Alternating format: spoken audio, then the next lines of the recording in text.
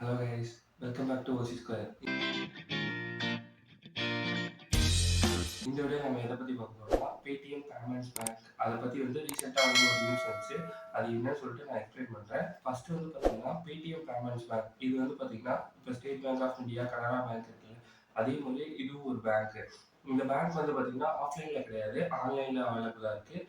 நம்ம பேடிஎம் ஆப்பில் போயிட்டு பேடிஎம் பேங்க் அப்படின்னு சொல்லி ஒரு ஐக்கான் இருக்கும். அதை ப்ரெஸ் பண்ணி நம்ம ஃப்ரீயாகவே நம்ம ஜீரோ பேலன்ஸ் அக்கௌண்ட் ஓப்பன் பண்ணிக்கலாம். இதுக்கு நம்ம பார்த்தீங்கன்னா கேஒய்சி வெரிஃபை பண்ணுவோம். கேஒய்சி வெரிஃபை பண்ணும்போது நம்ம பார்த்தீங்கன்னா நம்ம ஆதார் கார்டு, பேன் கார்டு எல்லாமே நம்ம சப்மிட் பண்ணுவோம். இப்போ ரீசெண்டாக அவங்க செக்யூரிட்டிக்காக என்ன பண்ணியிருக்காங்கன்னா, நம்ம அட்ரஸ் ப்ரூஃபை செக் பண்ணுறதுக்காக நமக்கு ஒரு போஸ்ட் அனுப்புவாங்க.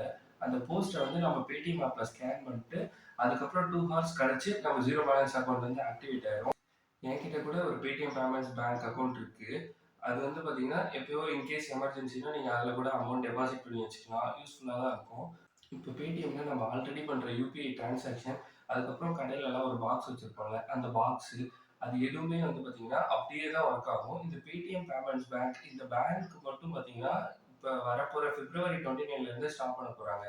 ஸ்டாப் பண்ண போகிறாங்கன்னா இதனால் நீங்கள் யாரும் புதுசாக பேடிஎம் பேமெண்ட் பேங்க்ல அக்கௌண்ட் ஓப்பன் பண்ண முடியாது. இப்போ எங்களை மாதிரி ஆல்ரெடி ஓப்பன் பண்ணவங்க இருக்காங்கல்ல, அவங்க இன்கேஸ் அந்த பேடிஎம் பேமெண்ட் பேங்க் அக்கௌண்ட்ல பேலன்ஸ் இருந்துச்சுன்னா அந்த அமௌண்ட்டை அவங்க டிரான்சாக்ஷன் பண்ணிக்கலாம்.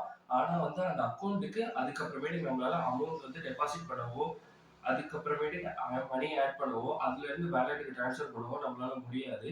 பேடிஎம் வேலெட்டு எல்லாமே ஒர்க் ஆகும். ஆனால் நீங்கள் பேடிஎம் வேலெட்டை பேடிஎம் பேமெண்ட்ஸ் பேங்க் அந்த பேங்க்கோட லிங்க் பண்ணியிருந்தீங்கன்னா மட்டும் ஒர்க் ஆகாது.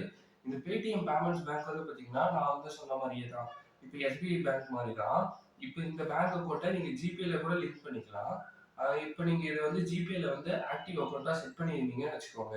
February 29க்கு மேலே உங்களுக்கு பார்த்தீங்கன்னா மணி டெபாசிட்டே ஆகாது. ஆனால் நீங்கள் மணி அனுப்பிச்சா அது போகும். இதுதான் இப்போ இருக்க வரைக்கும் ஸ்டேட்மெண்ட்டு.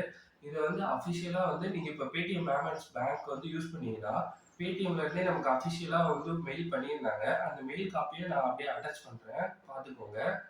ஓகே கைஸ், இந்த நியூஸ் பார்த்தீங்கன்னா பேடிஎம் பேமெண்ட்ஸ் பேங்க் அந்த அக்கௌண்ட்டை மட்டும் தான் அவங்க ஸ்டாப் பண்ணுறாங்க. பேடிஎம் ஆப்பில் எந்த வித சேஞ்சஸுமே கிடையாது. இப்போ ஃபாஸ்டேக் எல்லாத்துலேயுமே பார்த்தீங்கன்னா சேஞ்சஸ் இருக்கு. எதனால சேஞ்சஸ் இருக்குன்னா, நீங்கள் பேடிஎம் பேமெண்ட் பேங்க் இந்த அக்கௌண்ட்டை லிங்க் பண்ணி வச்சிருந்தீங்கன்னா அதை மட்டும் மாற்றிக்கோங்க, வேற எந்த பிரச்சனையுமே கிடையாது. ஓகே கைஸ், இந்த வீடியோ ரொம்பவே யூஸ்ஃபுல்லாக இருக்கும். வீடியோ பிடிச்சிருந்தா மறக்காம ஓசி ஸ்கொயர் சேனலை சப்ஸ்கிரைப் பண்ணிடுங்க. அப்படியே கூடவே இருக்க பெல் ஐக்கானை கிளிக் பண்ணிடுங்க.